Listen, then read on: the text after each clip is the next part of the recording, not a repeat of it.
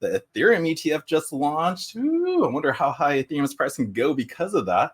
But let's see how much actually money inflowed in its first day of trading. So today's article, this first one's going to come from, where is it coming from? CoinDesk. And the spot Ether ETF sees $600 million in volume in the first half of the day of trading. Funds from Grayscale, BlackRock, and Fidelity have seen the most volume through analysis, and they believe that Grayscale's high amount comes from heavy outflows.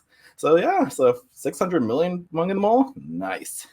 But the eight recently launched spot Ethereum ETFs exchange traded funds posted nearly $600 million worth of volume in the first half of their first day of availability, according to data from Bloomberg. Now, the race is led by Grayscale's Ethereum Trust, which has seen about $250 million of its shares traded by 12:30 p.m. Eastern Time. And BlackRock's iShares Ethereum Trust is in second place with roughly $130 million. So very, very nice.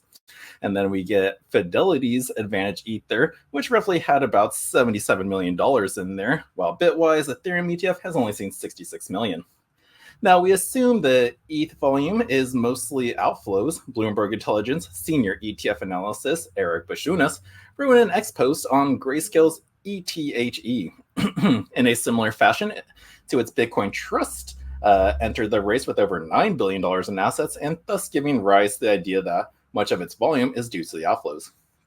Now, on the lower end of the volume spectrum, where Invesco and 21 Shares, whose Ether ETFs after 4 hours of trading had not yet hit the $10 million mark. Now, if volume continues at this pace, the newly launched ETFs are on track to reach roughly $940 million on the first day of trading. So can we see another 300 million inflow before the end of the day? I don't know. But according to Bloomberg Intelligence, the ETF analyst James Safer, this would be a little over 20% of the volume that the spot Bitcoin ETF saw on its first day. Now, lower funding rates could stifle the institutional interest out there. Analysts have been predicting demand for the Ether ETF and will be at most 20% of that of the Bitcoin ETF for several reasons, which include lack of name recognition and the inability to stake the cryptocurrency when buying shares of the fund. So that was a big thing I think that was getting pushed through. Like a lot of these guys started off with having staking feature added onto it, but the SEC and all those guys just did not want to have that, so they had to take it off in order for this one to go through.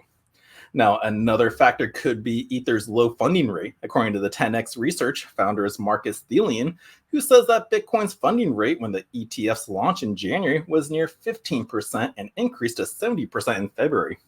Now, this brought in many institutional arbitrage trading funds, which bought the ETF and shorted it, and the future is against them to pocket the spread. He wrote Tuesday, as we pointed out, their buying drove the bullish sentiment and a self-reinforcement process.